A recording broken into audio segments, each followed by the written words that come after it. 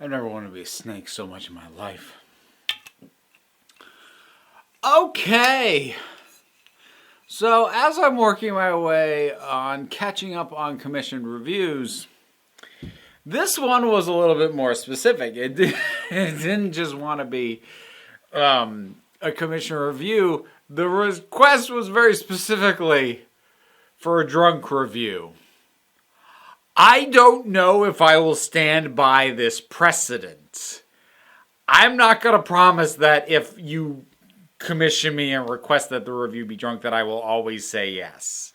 Because this might have been a mistake. Except, this is actually, not for terms of viewing. This is a movie that it goes well with booze. Although I think, even going cheap wine, I feel like I was too hoity-toity. It's a movie that should have been done with either whiskey or beer. I don't have any whiskey and I hate beer. I'm already tangenting. I haven't even said what the movie is. Okay, and that is your indication that I am not faking my way through this. All right. The movie is From Dusk Till Dawn, which I have seen before and in fact own a copy of, but have not watched in years. Years and years and years. Don't even know how many. My memory of it was that it had a very clear-cut dichotomy. I'm using big words for being drunk. A very clear split where it shifted from a Tarantino-esque crime thing to a Robert Rodriguez-esque horror thing. And that's kind of true, but the break isn't quite as clean as my memory was of it. Actually, I should back up. I shouldn't assume people know what the heck this movie is, given that it came out in 1996.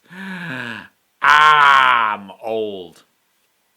So, this film stars, oh God, I gotta remember names. George Clooney, Quentin Tarantino, yes, he acts in this. Don't worry. It actually kind of works. Juliette Lewis? My brain kept thinking Julia Louis-Dreyfus. I know that's wrong, but I think it's Juliette Lewis. And Harvey Keitel, and Danny Trejo, and Salma Hayek, and Cheech Marin. 3 Cheech Marins! Which is the correct number of Cheech Marins for any movie that's going to have Cheech Marins. There should be at least 3. Also, Tom Savini and Fred Williamson. Hey, not bad. So, this was scripted by Tarantino, but directed by Rodriguez. Now, the two of them, though they have been friends for a very long time and kind of became big in the same time frame, they have very distinct approaches and styles to things. And it's kind of interesting, even during the front end of the movie, which is much more Tarantino-esque. Even seeing that the tone and the script and the characters are very Tarantino, to still see it shot by Rodriguez, who has a very distinct energy and approach, which is very different from Tarantino, especially Tarantino as directing in 1996. Tarantino has gotten more interesting as a director in terms of visually, but for a long time, I honestly think he was more interesting as a writer than he was as a director. And around 1996, I would have held true to that thought. But Rodriguez was always an immediately interesting and dynamic and fascinating visual director. Right from the get-go with his debut movie.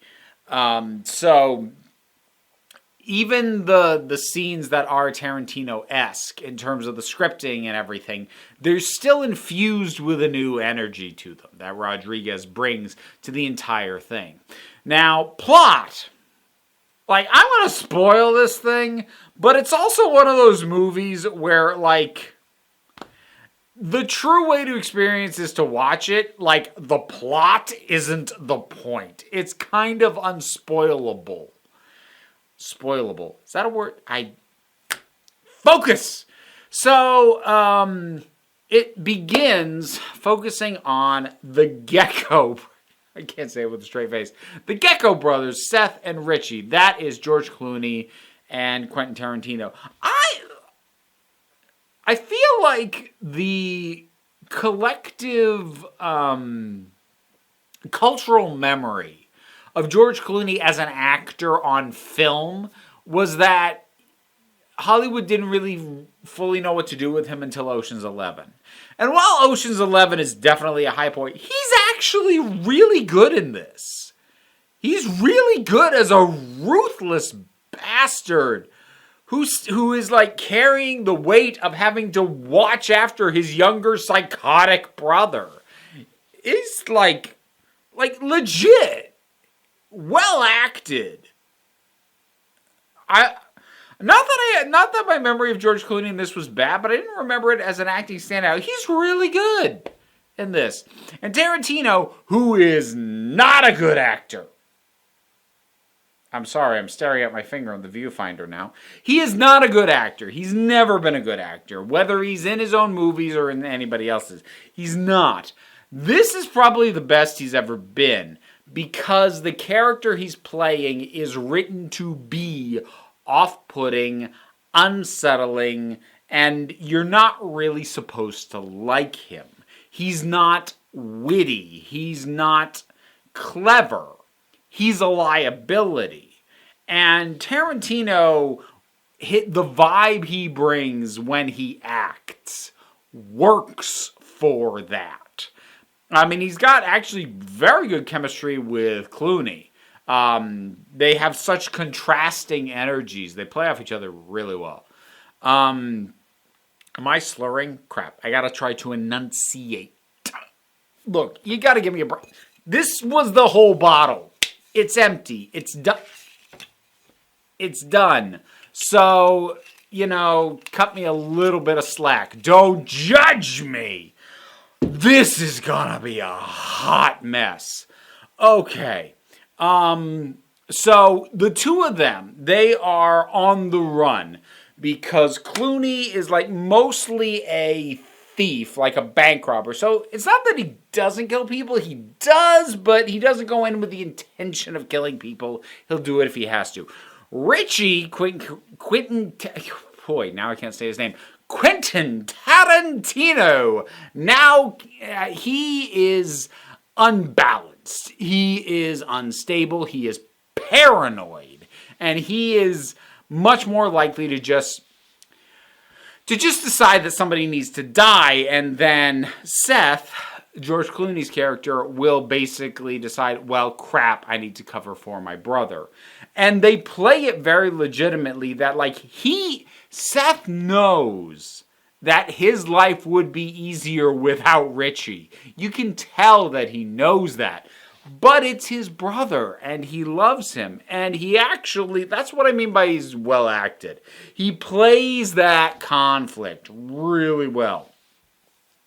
So there's a fairly slow front. It's about the first half of the movie. A little more than half, actually. That it's this sort of deliberately paced, long scenes, lots of dialogue, sort of pacing, although we get an early hint that maybe things, are going to go slightly off the rails because the opening scene in a convenience store at a gas station does eventually devolve into fire and explosions and gunfights, like in very much Rodriguez's style. So that's kind of your early hint that, yeah, we're going to have some slow moments, we're going to have some long scenes, but that bit where they set the back of the counter on fire and the clerk was on fire but still shooting at them, that's slightly more representative of where we're going ultimately with this. So there is an early hint. So the two of them end up kidnapping, They kidnap a few people. They have a hostage at the start of it, but Richie gets his hands on her, and no sympathy for the fact that he dies. Spoilers, like I said, sort of, ish, whatever. So they end up hooking up with this family, which is Harvey Keitel and Juliette Lewis and another actor whose name I can't remember, and I'm hoping the sober version of me that's going to edit this will put the name down here because he deserves to have his name known just like everybody else. So they are a family. Harvey Keitel is a preacher who has lost his faith since his wife died, and the other two are his children. And they're just traveling in an RV. Basically, Harvey Keitel seems to be in some sort of extended mourning loss of faith period. So the Gecko brothers hijack that. I just hit myself in the jaw. They hijack that the RV, and they make these three take them down to Mexico, where they are supposed to meet their fence, who is going to hook them up with a place in Mexico to chill out until the heat is off and the money runs out. So they managed to get across the border. We have our first Cheech Marin number 1, at the border as the Border Patrol. This is the most subdued Cheech Marin you're going to get. And they manage to get across the border, and they go to the bar where ultimately they are going to meet the Gecko Seth's hookup, Carlos, who's also Cheech Marin, the second most subdued Cheech Marin.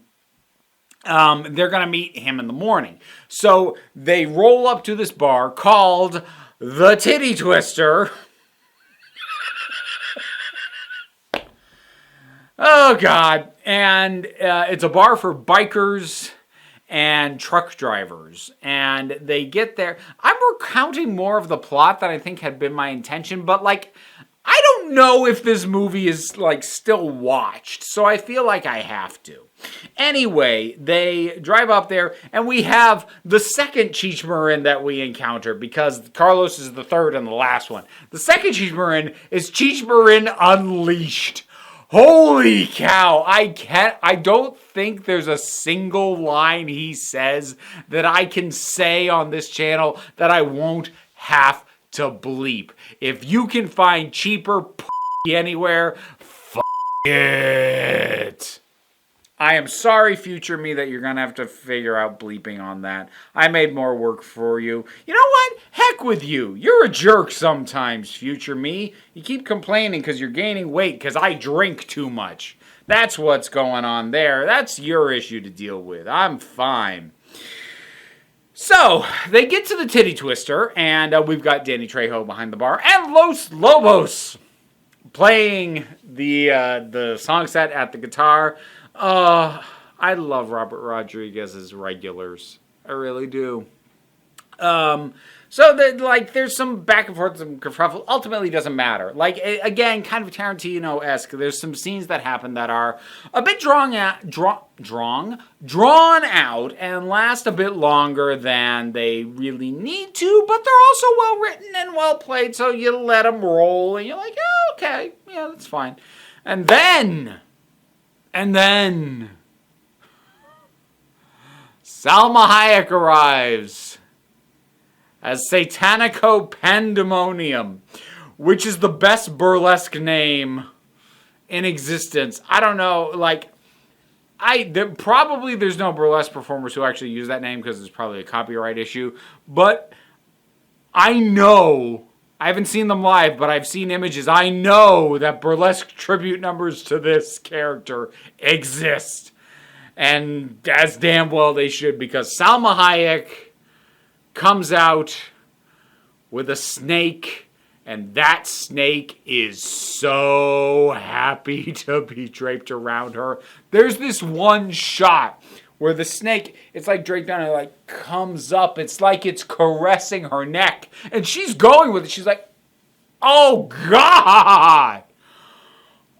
Oh. Pull it together. Okay, so... and also we get, the most blatant incident of Tarantino's. often theorized foot fetish in this, as he literally sucks alcohol off of Salma Hayek's toes. You know what? Even if you don't have a foot fetish, have at it, you crazy, crazy boy.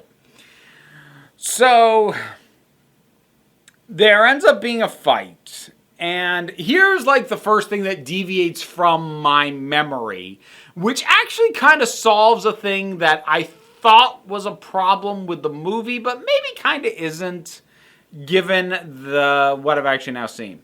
So, to my memory, after Salma Hayek comes out, she just kind of turns into a vampire and starts, and like a bunch of other people in the bar turn into vampires, and they just start tearing everybody apart.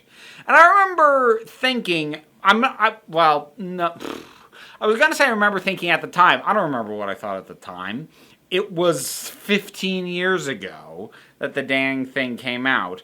But I remember in my memory of the thing being that I sort of projected the issue of, well, because these vampires are so easy to kill, I'll come back to that, they're sort of just like going at the bar patrons, given that their bar patrons are going to be rowdy types.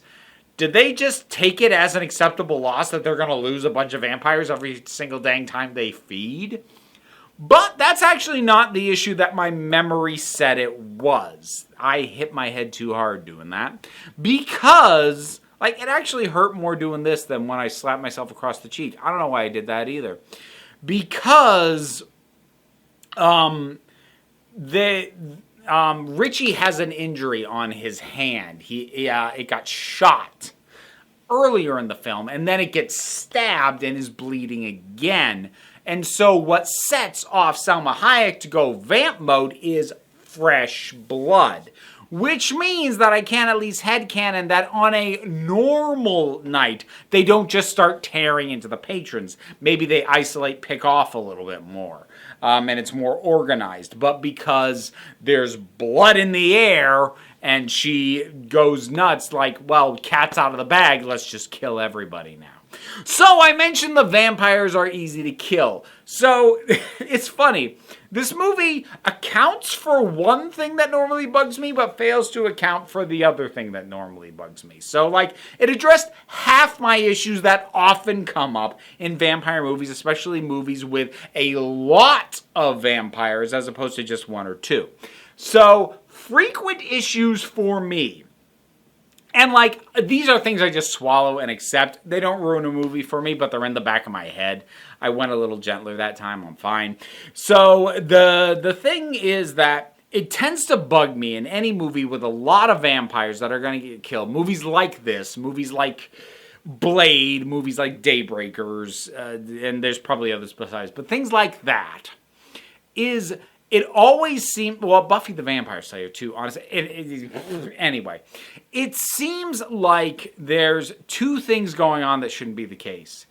It is way too easy to stick a piece of wood through skin, through muscle, through bone in order to connect with the heart. It's too easy. It should be harder to do.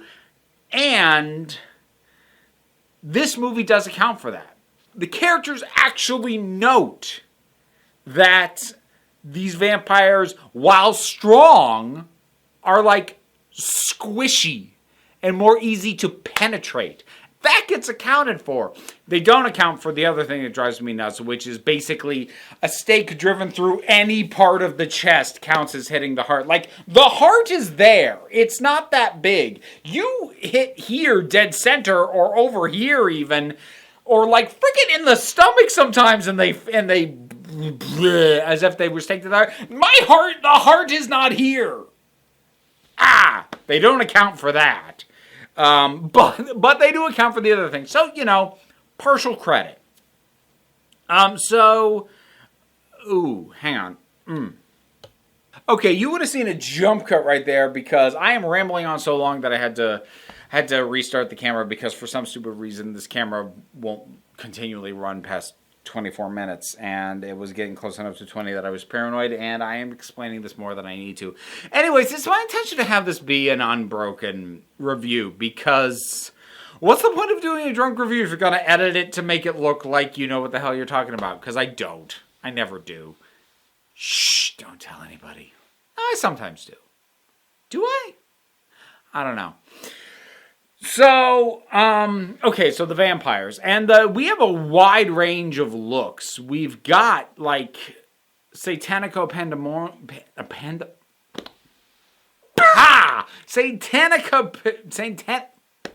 Salma Hayek, who gets very snake-like, fittingly. And then you've got ones that are much more bat-like. You've got ones that, like, it seems to just be the face that goes...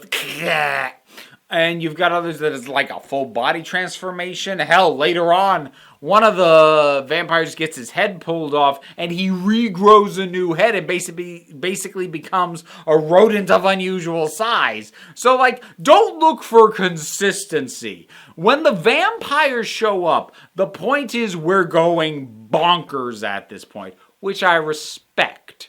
Now, what I need to circle back. I'm really proud of myself for remembering the stuff that I said earlier that I'm circling back to. This is good. I should drink more often. No, I shouldn't. So, circling back to what I said earlier about my memory being a very hard cutoff between the slower paced, longer scene Tarantino-esque dialogue and the madcap, insane vampire nonsense. I remember there being a hard line. There is and there isn't. There's a hard line for when it starts, but even once it started, there are still some slower scenes that we get between the characters. With characters like Frost, who starts to talk about his experience in Vietnam, which we don't get to hear all of because of other stuff going on. With one of my favorite characters in all of film, Sex Machine, played by special effects makeup legend Tom Savini. I love this guy so much. Like, first of all, I love him on principle for paying off a prop that was in Desperado. I need to rewatch that movie. It's so good. And Antonio Banderas and Salma Hayek together, they're both so f***ing hot. Oh my God. Anyways, in that movie there, we see not on someone, but we see amongst an arsenal a gun codpiece. And we actually now see it put to use on Sex Machine. Sex Machine! His name is Sex Machine! We see it put to use in this movie, which is great. And Sex Machine, of course, has a whips, because of course he does. So, vampires. Back to the vampires. So part of the thing with them is that, as I said, they are like kind of a little bit squishy, a little bit easier to penetrate. And the other thing is the infection method is a bit more zombie. Because, well, I was going to say normal vampire lore. Vampire lore is not consistent. Each vampire movie, story, book, comic, etc. gets to make up its own rules. Let's be clear. So, like, I'm not saying they can't do this. But generally speaking, most vampire things do the conversion to a vampire thing as being something that takes a bit of time, usually, and is something that the vampire that is siring the new vampire decides to do. They specifically enable it. Whereas here, it is much more the you get bitten and you turn. So we have a vampire-zombie mix kind of going on here, which is how Sex Machine gets turned, and Frost gets turned, and Harvey Keitel ultimately gets turned. So, I don't think I need to recount the plot anymore. Like, everybody's good in this. Everybody's clearly having so much damn fun, especially once the vampire stuff starts. Prior to that, like, it's It's like it's a Tarantino-esque crime, dark comedy, drama thing. And it's good.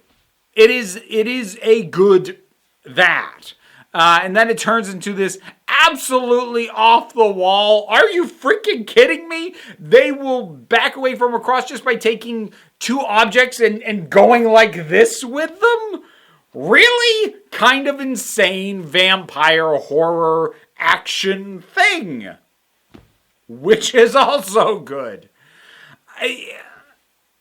I wouldn't blame anyone who gets turned off at how hard the gear shift is.